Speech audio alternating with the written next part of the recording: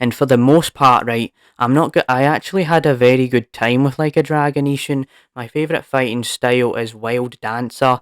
Brawler can be a bit of a mixed bag or a bit underwhelming. Like, there's times where you're just throwing the enemies around and tossing them, or you're just doing basic punches. So it's not very compelling compared to like Wild Dancer because there's not as much variety. Like, you're spinning around with a sword and then you're shooting and then you're spinning around and then you're hitting them with the sword, and it adds to the experience a bit more, makes it a bit more fun. And so there's also the gunman, which I noticed, right? If you just use it for a long time, like the gunman, you just shoot the enemy so much, right? You go pew pew pew pew pew. You can take out enemies endlessly, and especially because I didn't play on a very like hard difficulty, right? And so it's kind of like I just breezed through the game. My whole purpose of this was just to breeze through the game and pretty much get it out of the way. And for the most part, the game does take a while to get going. The reveal of the actual person who killed Sakamoto Ryoma's dad isn't till about chapter 10.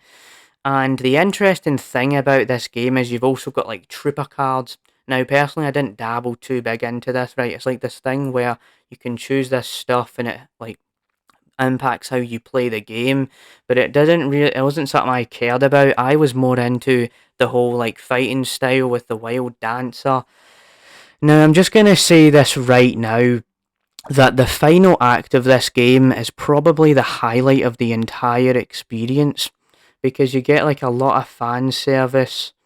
You get a lot of fan service in this game, especially because it kind of hinders back to Yakuza 3 and Yakuza 0, and the final boss is literally Shibusawa from Yakuza 0, right?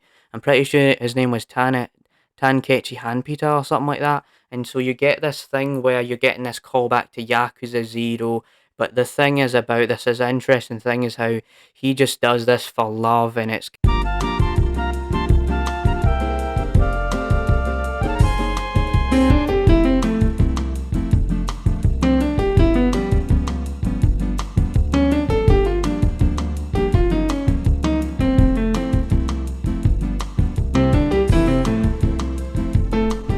You are about to experience the James Rambling Show, hosted by James Batty. Hello, welcome back to the James Ramblin' Show for yet another episode, and in today's episode, I'm actually going to be talking about Like a Dragon Ishin, and I'm going to kind of give my full review on it now. I know, like, just to give a bit of background, right, I have talked about Yakuza to death on this podcast, but recently I decided, right, okay, I replayed all the mainline Yakuza games and I was like to myself, okay, never finish Like a Dragon Ishin, which is a samurai spin off that got a remake in 2023. So I was like, let's go back to this game and finish it. Because I remember when I was on like chapter 13 or chapter 12 on my main Xbox account, and then I had to switch accounts in June of last year. And so it kind of came to this point where I was playing all these kind of different games, kind of getting distracted, so I never had the chance to finish Like a Dragon Ishin. So it's taken me almost a year to beat this game, and I actually forgot to mention this when I mentioned this like 9 or 10 months ago in the James Allen Show, but I actually have a physical copy of this game, and the fact that I never finished it, had a physical copy for my birthday, is kind of interesting. So I will kind of go back to that clip that I mentioned earlier. So what I meant, right, so I did actually talk about my initial reaction to Like a Dragon Ishin and how I said, I enjoy the game, there's like fun combat, there's like a lot of variety, there's like references to previous Yakuza games because the characters literally have the faces of previous characters like Kiryu and Ryuji and stuff like that, and to say the least, right, so how do I actually feel about the entire game? So just before I even dabble into that, I'll just mention this quickly that this is going to contain very big spoilers for this game. So if you haven't played it yet, I suggest you don't watch this full episode or this full episode segment. This will probably go on for 5 or 6 minutes. So I suggest you turn off the episode or come back later, like scroll past it or just like skim through the video or whatever to the point where you're going to not hear about it. So let's dabble into this, right? So just to give you a basic rundown of this game, right? So pretty much, right, Like a Dragon Ishin is this game where you play as Sakamoto Ryoma, right? And then you have this whole plot where his dad dies and he tries to figure out who killed him and stuff like that. And the game kind of goes into that, right? You've got 4 fighting styles. You've got the brawler, you've got the swordsman, you've got the wild dancer, and then you've got the gunman, which are these four fighting styles you get to choose from in the game.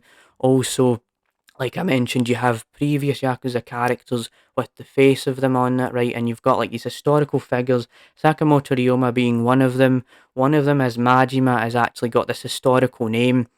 So you got all that kind of stuff, right?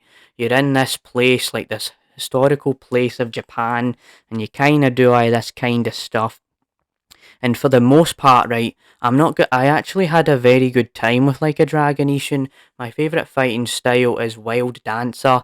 Brawler can be a bit of a mixed bag or a bit underwhelming. Like, there's times where you're just throwing the enemies around and tossing them, or you're just doing basic punches. So, it's not very compelling compared to like Wild Dancer because there's not as much variety. Like, you're spinning around with a sword and then you're shooting and then you're spinning around and then you're hitting them with the sword, and it adds to the experience a bit more, makes it a bit more fun.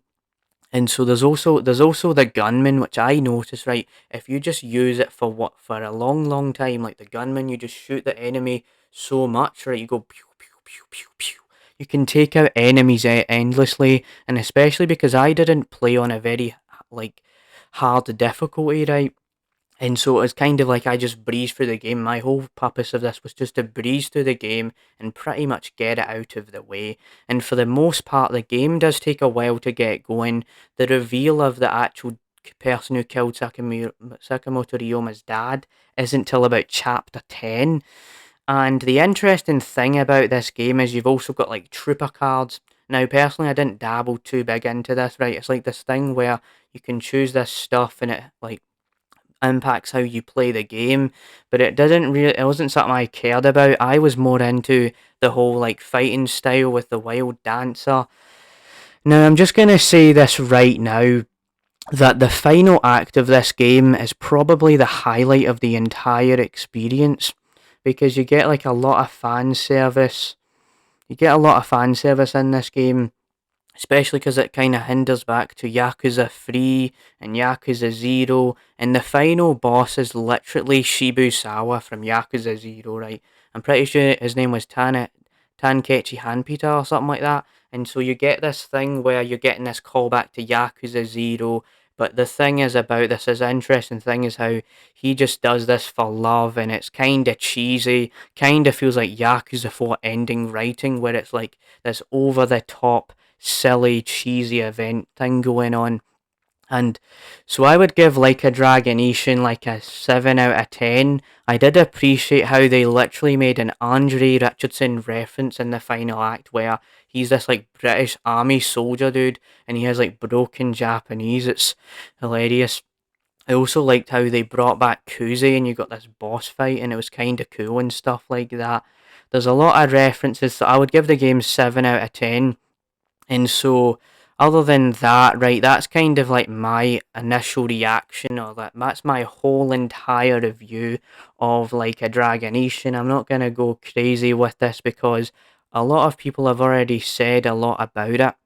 But there is a key side note to this where, right, you've got things where people actually forgot about this game for a while, like compared to compared to Like a Dragon Gaiden, right, compared to Lost Judgment and the Judgment games, this game got kind of forgotten about. And the reason for that is there's this grinding system where you have to kind of level up tons. If you want to really try hard and do super duper well against enemies, you have to use the trooper card system and get all this stuff where it just seems a bit challenging. You have to go spend hours and hours in these battle dungeons, and it can be stressful to people who aren't used to it. And there was that aspect. Also, this game is pretty niche as it covers the specific time period in Japanese history, which not everybody is into. So there's definitely that kind of stuff when it comes to like a Dragon Ishin. And so that is my thoughts on it, right? I mentioned spoilers. I mentioned the final boss, right? And if you haven't played Like a Dragon Ishin yet, I don't recommend watching this segment and stuff like that. But there is another thing about Yakuza that actually sprung to my mind recently, and it's these couple articles of this dude on this Game the Gamer website. And to say the least, right, when it comes to gaming journalism, it's an absolute joke. Because these are the same people that talk about how video games are violent and everything, but this guy was saying, oh, there's too much Yakuza, and I prefer when there's non-brawler games. And the interesting thing about this whole thing is how, like, literally every single Yakuza game is a brawler until Yakuza 7. You complain about this, and yet there is literally like a beat 'em up section at the end of Yakuza 7 where you're not doing tons of turn based.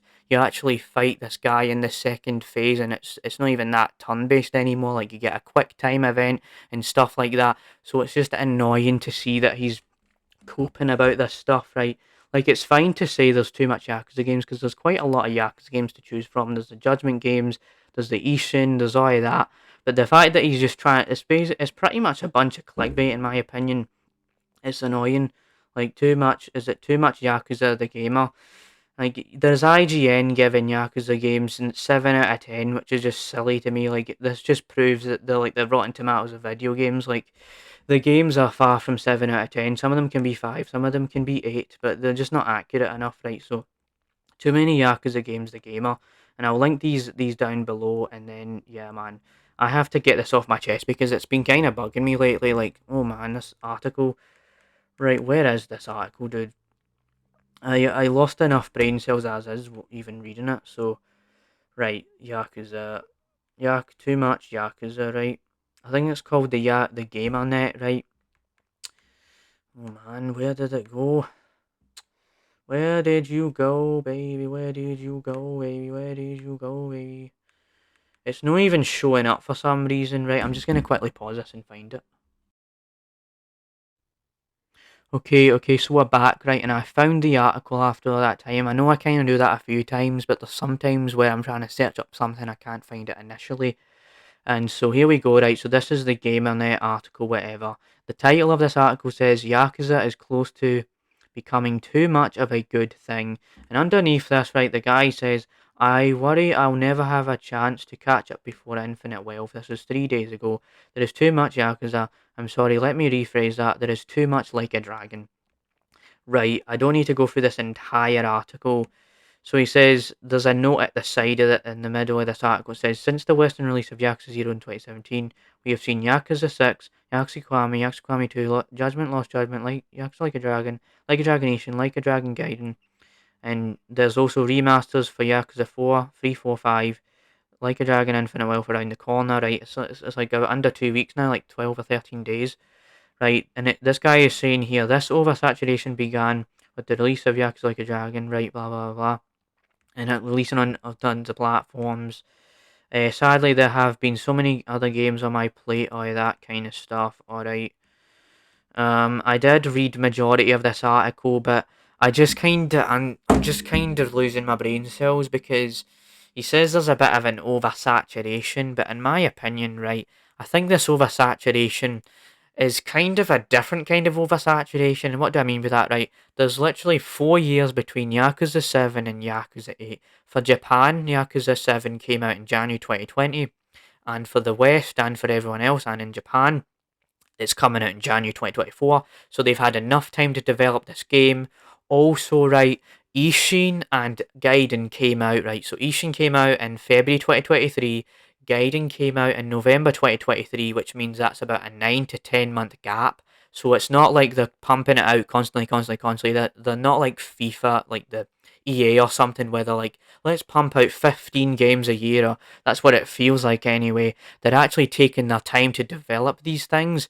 And so the fact that he's saying this is oversaturation, also Judgment 1, Judgment 2, right? 2018, the Judgment game comes out. 2021, the second Judgment game comes out. So we got a 3 year gap between both games. Is that clearly oversaturation? No, because before this, right, you also had the other Yakuza games where, right, the time in which they came out were different. So Yakuza 1 and 2, like the original ones, one came out in 2005 and then one was 2006, right? So there was this kind thing where video game development has changed to where it's going to take a few years to develop a game instead of a year because the emulation and how they develop it has changed since 2005. Which is why the gamer is so annoying when it comes to this because they clearly don't talk from experience. They're just trying to get clicks off of this Amazing, amazing franchise. And I know I kind of dick ride Yakuza a little bit here, but I can't help but defend it, right? I can't help but defend one of my favourite franchises because this guy, man, I can't believe he actually wrote this, right?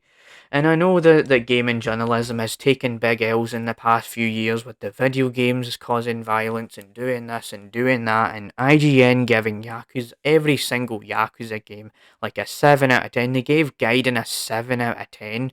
Maybe Ishin I can understand, but the rest of it, it's just like you've got amazing games like Yakuza 7, amazing games like Yakuza 3, and it's all just 7 out of 10, really. And so that is kind of another edition where we just can't stop talking about Yakuza. Like, we just can't stop. And I mean, in a couple weeks from now, we're going to be doing an initial reaction on Yakuza 8 or Yakuza Infinite Wealth, or however you want to talk about it. So once you dabble outside of the 100th times we have been discussing Yakuza, I actually want to talk about this recent event in my life where I actually touched a lot of grass now. If you don't know what I'm talking about, right, so today I did this hill walk with my family, and where it was in Old Kilpatrick, which is this place in Scotland, right? It was like a 20-minute drive. It was like this hill walk, right? You have like this like straightforward narrow path, right? You're walking through this gravel, and then there was actually a bit of ice at some stages of it, to where I actually got my boots a bit wet. But there was like this big hill on top of this peak, and it's like this whole thing, and you got to see this scenery around you, and it was a very good experience. But the interesting detail about this whole entire experience with my family was how, right, so it was me, my dad, Stuart, right, and then I got my sister Laura, you got my mum's friend Callie, and my mum, right. I was actually the fastest, right? I was kind of Speedy Gonzales doing a flash kind of move here, where I was super duper fast, right? Kind of exaggerating it because my dad and Stuart were slow, but they still managed to catch up to me. And so there was that, but then there was my mother, my sister Laura, and Callie. They were kind of lagging behind, but then they decided they kind of went on this rabbit trail where they went through this forest. But the interesting even thing about that is how there was literally little to no directions in this entire experience. So what do I mean by that, right? Usually if you're going on a hike, usually if you're going on a hike or some kind of thing like this, you would normally have some like end point. It would tell you where it is, maybe a description of things. But no, it literally just has a welcome sign, and the rest you just have to fuck around and find out. And that is pretty much what this felt like, right? You pretty much have to fuck around and find out to even get to the point where you're at. And if there's no people around you and you don't know where you're going, you're kind of just stranded and you don't know what you're doing here. But luckily enough, right, I ran into this lady to where she told me, you're going the right way, just watch out for the ice. And honestly, man, this is just proves to you that, like, touching grass can be peak sometimes because, sometimes you just gotta get outside and experience nature, man. I know I'm somebody who peddles this idea of just talking on a cam for 20 minutes, sitting on my ass pretty much, right? Playing Yakuza games, watching movies at the cinema, and then instantly, typing on Discord, oh my gosh, guys, we just saw a new movie, right? I have all these kind of soyak kind of consumer ideas and I never leave the house. But the fact that I managed to touch some grass today was amazing. And it's I want to do more of these kind of experiences because then it's just going to like accentuate how much I'm going to even talk about this stuff. It's going to make me like run out of less things to say. I'm not even going to run out of topics if I keep talking about like experiences like that. So that's a little story slash experience that I wanted to tell you.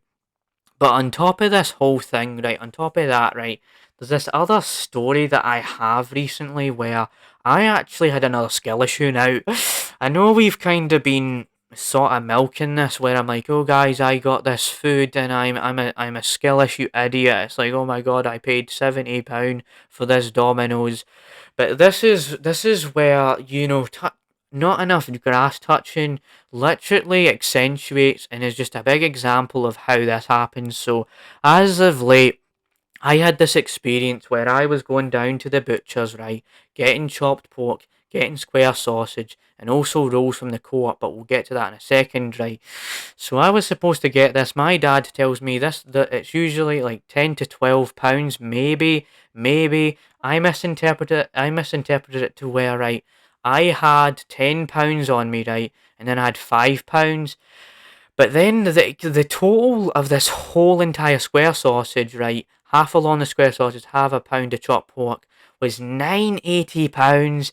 And if you know anything about basic maths, I pretty much tipped this lady £8 or something, and that is a bit of an extreme way to do things. Like, I could have gave this lady £10, maybe got 20 pence off it, but no, I decided to tip this lady, and it was literally the dumbest idea I could ever think of. Now, I know I'm sounding like this is an end of the world situation, but we have to hype it up for the James Rambling show, and honestly, man, I just can't believe we did that. And so, I mean, there was this point where I text my dad, right? I kind of tipped the lady, but deservedly so. But this is bringing it back to where I absolutely love square sausage, to where I absolutely love chopped pork. So I'm like, I love chopped pork. This deserved the tip. But this is not like you're tipping a 5-star, like, restaurant or a bar or anything, right? A quality meal. This is just your by the books, right? You're going in by the books, like your average kind of experience of square sausage and chopped pork. The average person can afford this. This isn't a deluxe experience you're walking into. And so it just kind of goes to show how I need to get outside more, because if I actually used my brain right, I would have been like, could have gave them £10, could have gave them something like that, but no, I didn't do that, right? And I did buy the rolls afterwards, right? And it was only like £1 or something, and so I was spending more than I should have at this butcher's, and we're not doing that again. At least it wasn't £70 on Domino's. Still a bit of a silly decision. So, other than that, right, I didn't want to go too deep into tons and tons of topics this time. Just wanted to give you this simple, like, straight to the point episode where we're talking about like how I finished Like a Dragon Ishin, where I had that whole hill walking experience and the whole square sausage, like, chopped pork debacle where I overspent and tipped a lady who wasn't actually like, yes, you gave me this amount of money or whatever. So yeah, episode 102 is over. We've kicked off the new year, right? 2 weeks into the new year already, and we've not even ran out of things to even talk about. So yeah, bye. See you next week for another episode on the James Rambling Show. We'll keep rambling to our heart's content. See you, bye.